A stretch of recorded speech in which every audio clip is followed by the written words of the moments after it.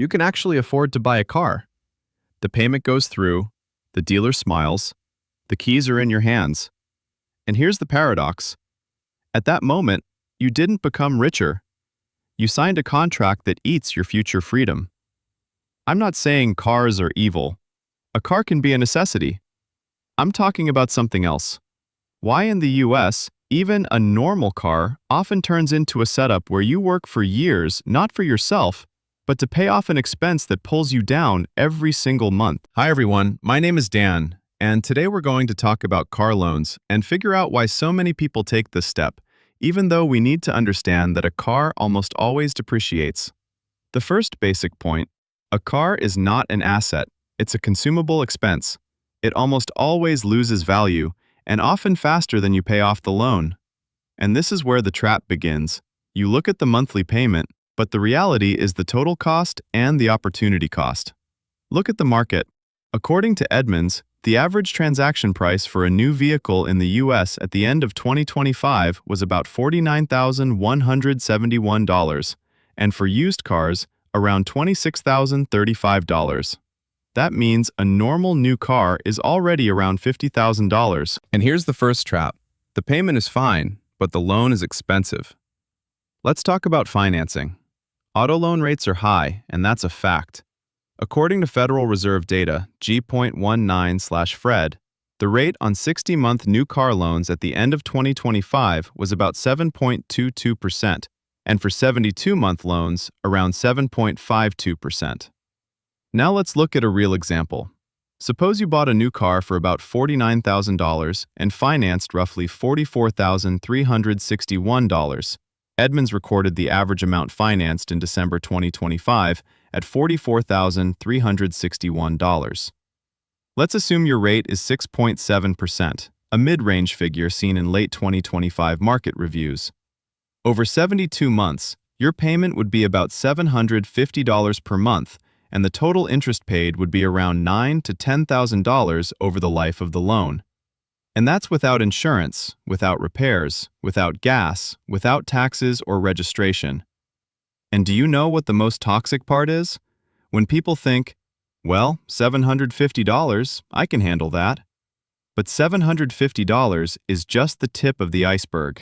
Owning a car costs almost like a second rent. AAA, in its annual report, calculated the average cost of owning and operating a new car in the U.S., $11,577 per year, which is about $965 per month. And that's an average across-the-board figure. It includes things people usually underestimate: depreciation, financing, insurance, fuel, maintenance and repairs, tires, and more. So even if your loan payment is $750, the real total cost of ownership can easily approach $900 to $1,000 plus per month. And that explains why many people feel, I earn decent money, but I have nothing left. Record payments and growing negative equity. Now comes the most unpleasant part. You sell or trade in your car and find out you owe more than it's worth. Edmunds reported that in Q4 2025, 29.3% of trade-ins toward new vehicles had negative equity. The owner was underwater. The average negative equity on those trade-ins was $7,214. And 27% of underwater trade-ins had negative equity of $10,000 plus. What does a person do when they're $7,000 to $10,000 underwater? Often, they perform financial magic. They roll the old debt into the new loan. Edmunds shows the consequence. Buyers who rolled negative equity into a new loan in Q4 2025 had an average payment of $916 per month, significantly above the market average. That's no longer a car you can afford. That's a car that took away your flexibility. National context. Auto debt is a huge part of the debt picture.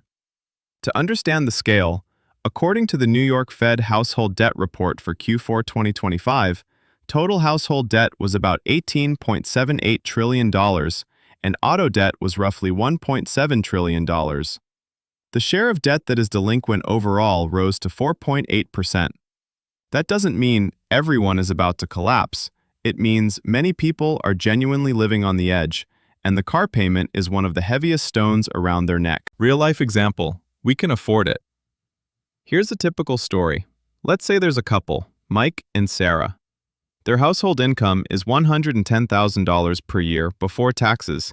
They think, well, $750 to $800 per month is manageable. They buy a new car, $750 payment, plus insurance, plus gas, plus maintenance, and suddenly reality hits. It's not $750. It's around $965 per month on average in full ownership cost terms. That's almost $12,000 per year. That's either almost a full Roth IRA contribution for two people, if you think in savings categories, or a substantial part of a home down payment, or a massive emergency buffer. And then normal life happens. A child, medical bills, a move, income drops, rent increases, and that normal car turns into a mandatory life tax. The most expensive part isn't interest, it's missed growth. Now here's the strongest what if. If instead of the full ownership cost, $965 per month, you invested that money at a hypothetical 7% annual return, a long-term market average, not a guarantee, but a reasonable assumption for illustration, over 7 years it could grow to roughly $100,000 plus. Even if you invested only the payment level, about $750 per month, that could still become around $80,000 plus over the same 7 years. And that's the main answer to the question, why does a car make you poorer? Because it takes your money now and takes your growth in the future. Alternatives that actually work in the US. Okay, so what do you do if you still need a car? Buy sufficient, not impressive. Focus on the task. Get from point A to point B reliably, safely, and affordably. Used instead of new.